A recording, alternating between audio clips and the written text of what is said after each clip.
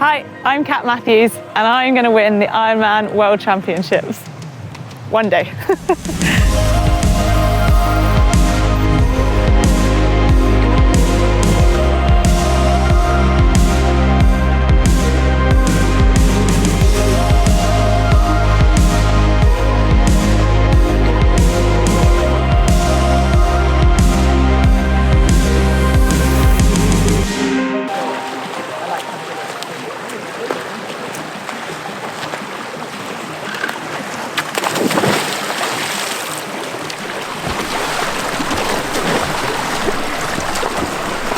So you've got 200s and 100s threshold, 3 times 2, aiming for 115s, as comfortable as possible, dubious, with about 10 seconds rest, and then 4 1s and then 2 2s back at the same pace, so a little bit of intensity in the middle, and then a little bit of rest, and then 10 1s again, so split set, should be good, with less rest.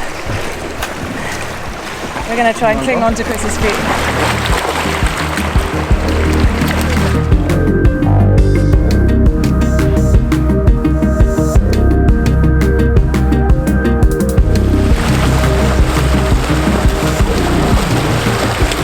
So it's my last proper day of a 3.5-week camp.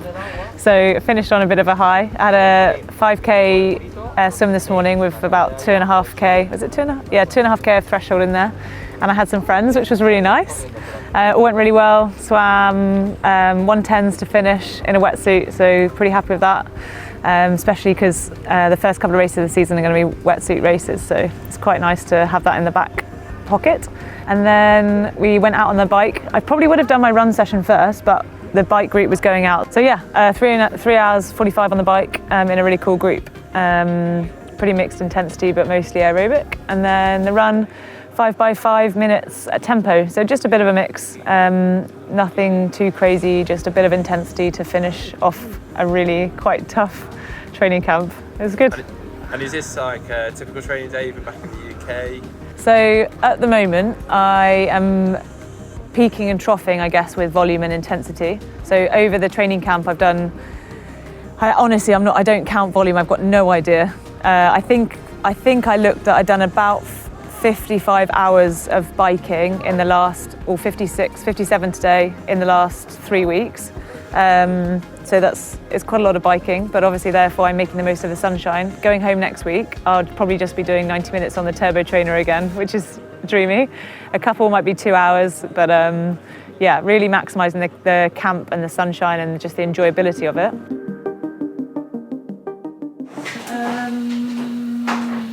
Snacks. Always interesting to see what's in an athlete's fridge. What's in your fridge? Butter, mayo, ham and cheese. That's basically all I eat. And then this is all Mark. Beer, Coke, Diet Coke, wine, Sprite. And then the emergency pesto for some pasta at lunchtime if we need it. And this is also Mark's, like the biggest bar of milk you've ever seen. My secret stash. Milka raw Cadbury's. It's in here somewhere. I don't know, Cadbury's, probably. I think I'm a dairy milk. Okay. But I'm not sure. And mine's like €1 dark chocolate.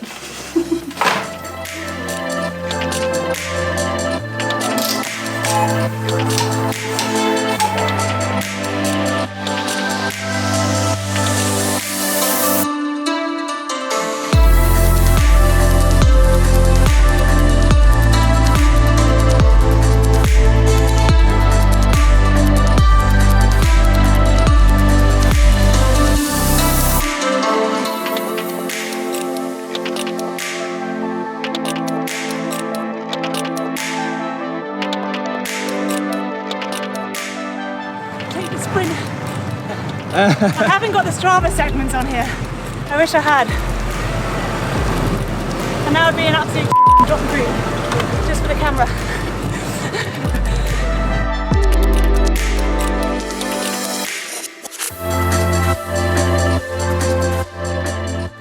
I get 2.5 on the programme.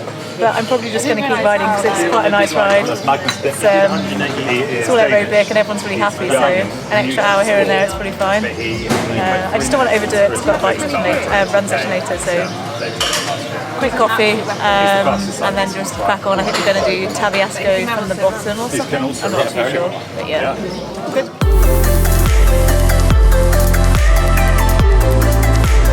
Absolutely shameless. Now I've got them now.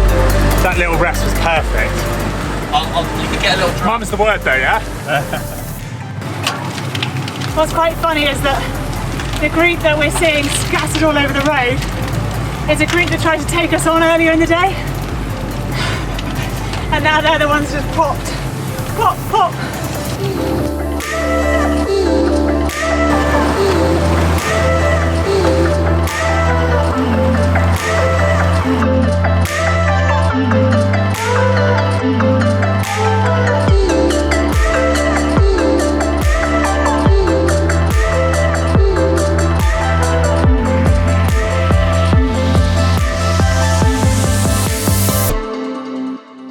Before I started being a professional triathlete, I raced age group for a couple of years, and I started racing triathlon when I joined the army. So before that, I had a gap year, did a physio degree, had another gap year, ski season that time, and then joined the army as a physio. So I worked a little bit before in London, and then I spent 4 years in the army as a physiotherapist officer, 2 years at Headley Court, which is like a massive rehab centre, and then 2 years in the quite big trauma centre in Birmingham Hospital. And that was where I started to take triathlon a little bit more seriously. And presumably they noticed some talents there? Yeah, the army is a really, without selling it too much, but I'm just being honest, it's a really great environment to develop personal talents. So they recognise whatever it is, whether it's adventurous training, whether it's officer, leadership, whether it's sporting excellence or academic excellence, they're able to recognise that and help you become the better you, and therefore you're going to be a better person for the team and the army as a whole. So yeah, my boss at the time, well, every boss I had, to be honest, was pretty supportive and saying, yeah, you're doing your job great, how about you also do this? Come on, you can do this. So yeah, it's a really inspiring atmosphere because you're also around other people who are doing the same thing and equally motivated. Not triathlon specifically, but anything really. So how many years ago was it that you kind of made that step where you started to take things more seriously in triathlon rather than it simply being occasionally doing the odd race? Yeah, I guess it was probably, so I started doing age group racing in 2015, 2016, and in 2017, I think I stopped playing hockey. So I used to play hockey still at the weekends and do evening training, and I realised that I couldn't go for a 2-hour cycle ride or a really hard long run if I had done 90 minutes of max effort on the hockey pitch. So yeah, 2017 I dropped hockey and started doing just triathlon, I guess, just. And did you, before hockey and even starting triathlon, did you do like cardiovascular exercise, like a running, cycling or anything like that? Yeah, so maybe I try and talk about it every opportunity, but people always seem surprised. I actually did a lot of running as a kid. So I was in the local swimming club and we swam 3 times a week until I was maybe 16 and I got a bit bored. But it was mostly I was only doing it because it was sociable, which says a lot about my social life as a teenager if swimming was the sociable aspect. And then, yeah, I did a lot of cross country. So at school we did all of the English schools cross country races, and I did that from age, 11 through until 16, 17. And my dad did a lot of my running with me. So I used to go out running with him. He used to coach me, and I think part of my running technique has definitely come from there. Well, probably all of it. And then alongside swimming and running, I also played hockey, basketball, tennis a little bit. But I got to quite a good level in hockey and basketball, but it was just trying to balance it. I think my parents must have spent so long taxing me everywhere, and yeah, I had a brother that I had to look after as well. So. Oh, it's really cool. Like your running volume is quite interesting. It's a lot lower than most pro triathletes. Is there a reason for that? I think maybe it's worth saying that my running volume is a lot lower than what most pro athletes advertise. But most pro athletes are advertising their best weeks. And that's not to say that that's, you know, unfair or abnormal, but that's what you celebrate on social media is your best training weeks. So I think, overall my volume is low and I don't try and push that to the absolute maximum. And I think I am fortunate in that I've done the run volume previously, or the run efficiency element of it. And I've also developed a good VO2 max in running from probably sprinting a lot in hockey. So I think there's a lot of that in the background, and now it's just about building this resilience to injury. So run volume itself isn't necessarily a massive, a training benefit for me. And I think there's this old rule that I've heard a few times, which I might have just made up, but biking helps your running, but running doesn't help your biking. So I'm very much of the idea, what's the point in putting in these extra miles if I'm then suffering on the bike? So I'd rather develop my bike as much as I can, be fresh enough to do some decent swim training, and then get the quality in the run as well. So I think it's a really good balance that I've had with a previous coach, and I've got now with my new coach, Bjorn. So yeah, it seems to be working all right. But even if you did make it up, it seems to be working for you, so.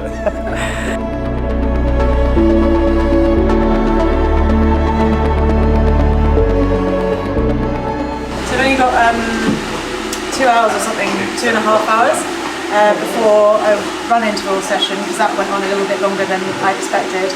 So I'm trying to get some decent carbohydrates in that I can then tolerate running off. So I struggle a little bit with like a high fibre before a late running session, especially because it's got some intensity in it and it's quite warm, and I'm probably a bit dehydrated, so it all adds to the gut stress. So yeah, hopefully some basic pesto pasta should be fine. And then shower and into bed and try and acclimatise myself for about an hour before I go running. Are you eating that straight from the pan? Can I? Yeah. Everyone will love it. We're like, yes.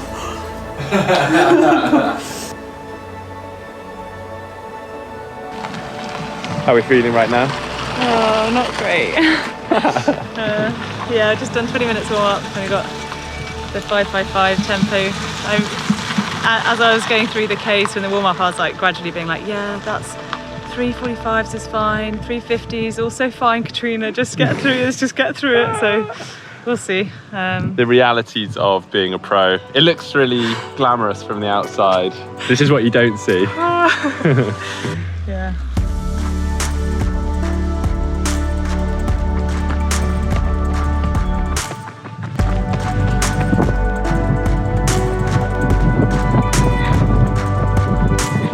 So, on the easy, at the moment, how easy is the easy?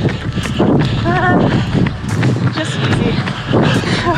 Whatever easy feels like. Good, I like it.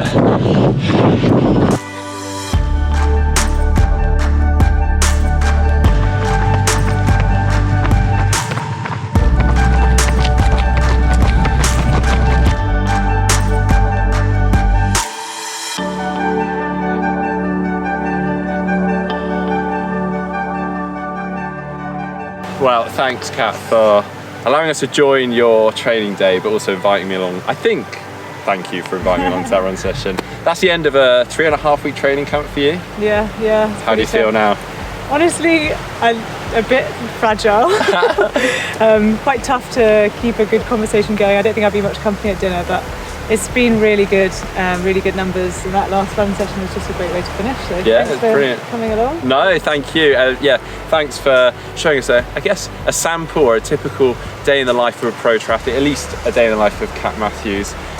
What have we got in store kind of once you're back in the UK after this? Yeah, so a couple of easy days now, fly home at the weekend, and then probably a week or two of relatively light training, just lower volume but with some good intensity, probably on the turbo trainer mostly.